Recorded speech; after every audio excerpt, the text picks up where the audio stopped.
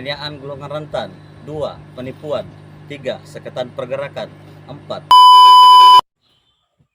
13 indikator buruh paksa. Yang pertama, penganiayaan golongan rentan. Yang kedua, penipuan. Yang ketiga, sekatan pergerakan. Yang keempat, pengasingan.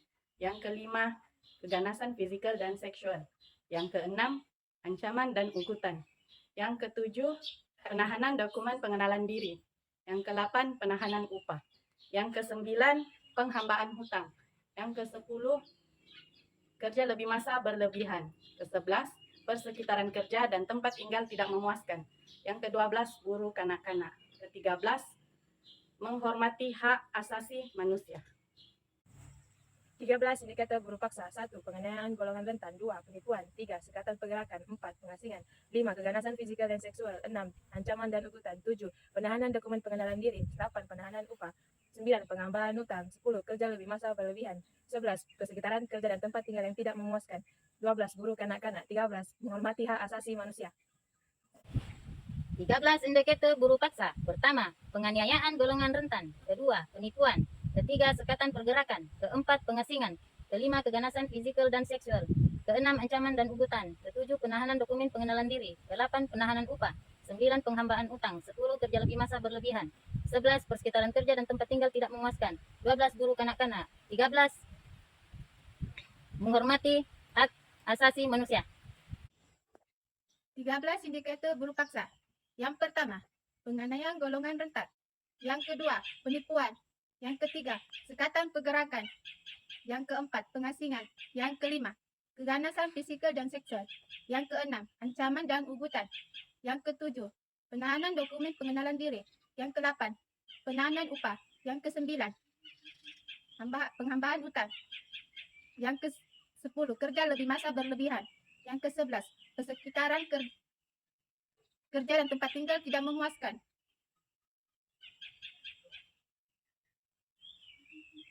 Yang ke-12, buruh kanak-kanak.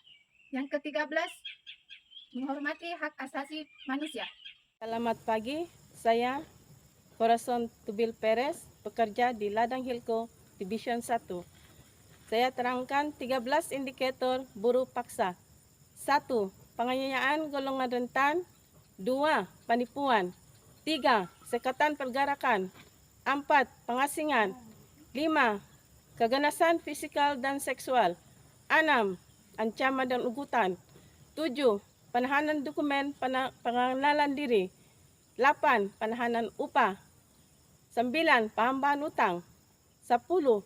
Persekitaran kerja yang tempat tinggal tidak memuaskan. 11. Larangan buruh kanak-kanak. 13. Hak asasi manusia. Terima kasih. Nama saya Nasir Benana Abdul, bekerja di Puntian Hilco, Division 1. 13 indikator buruh paksa. 1. Penganiayaan golongan rentan. 2. Penipuan. 3. Sekatan pergerakan. 4. Pengasingan. 5. Keganasan fisikal dan seksual. 6. Ancaman dan ugutan. 7. Penahanan dokumen pengenalan diri. 8. Penahanan upah. 9. Perhambaan hutang. 10. Kerja lebih masa berlebihan. 11. Persekitaran kerja dan tempat tinggal tidak memuaskan. 12. Larangan buruh kanak-kanak. 13. Hak asasi manusia. Sekian, terima kasih. Selamat pagi, nama saya Agustina Sima, saya dari peringkat 2 pekerja di Hilco. Saya menyebutkan 13 indikator buruh paksa. 1. Penganiayaan golongan rentan. 2. Penipuan. 3. Sekatan pergerakan.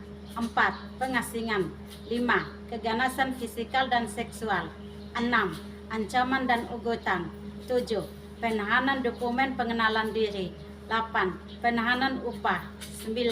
Kehambaan hutang. 10. Kerja lebih masa berlebihan. 11. Persekitaran kerja dan tempat tinggal tidak memuaskan. 12. Larangan buruh kanak-kanak. 13. Hak asasi manusia. Terima kasih. Selamat pagi, nama saya Roland Gonzaga Pinote. Saya bekerja di Ladang Hilco sebagai chief mekanik. 13 indikator buruh paksa. 1. Penganiayaan golongan rentan. 2. Penipuan. 3. Sekatan pergerakan. 4. Pengasingan. 5. Keganasan fisikal dan seksual.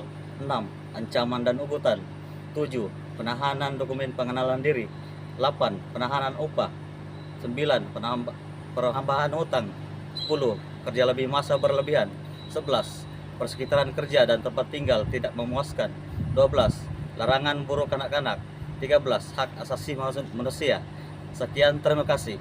11 indikator buruh paksa menurut Pertubuhan Buruh Antarabangsa. Indikator pertama, penganiayaan golongan rentan.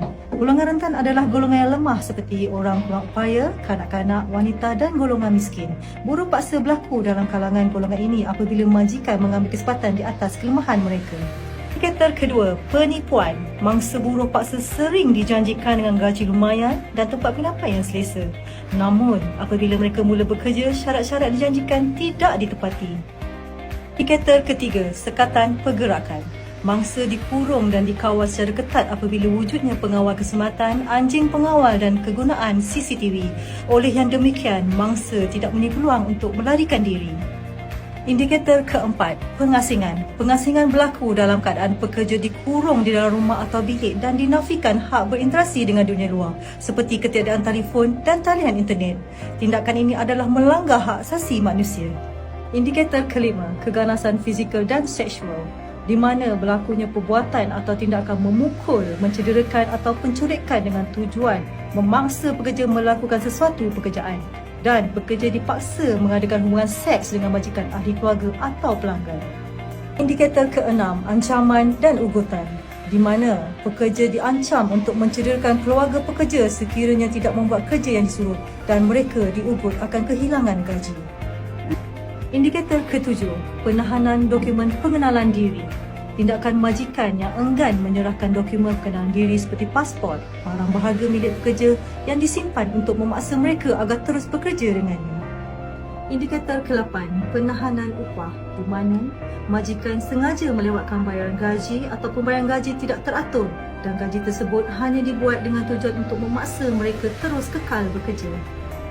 Indikator ke-9, penghambaan hutang, di mana penghambaan hutang juga wujud apabila majikan menyukarkan pekerja untuk melangsaikan hutang dengan menetapkan gaji di bawah kadar gaji di pasaran dan di mana majikan mengenakan faedah yang tinggi terhadap hutang dan mengenakan bayaran bagi tempat tinggal dan makanan. Indikator ke-10, kerja lebih masa berlebihan, di mana pekerja diarah bekerja melebihi had, tidak diberi cuti rehat dan tidak mendapat waktu rehat yang bercukupi sebagaimana diperuntukkan di bawah Undang-Undang Perburuhan. Indikator ke-11, persekitaran kerja dan tempat tinggal yang tidak memuaskan, di mana ianya merangkumi tempat tinggal yang sempit, kotor dan tidak selesa.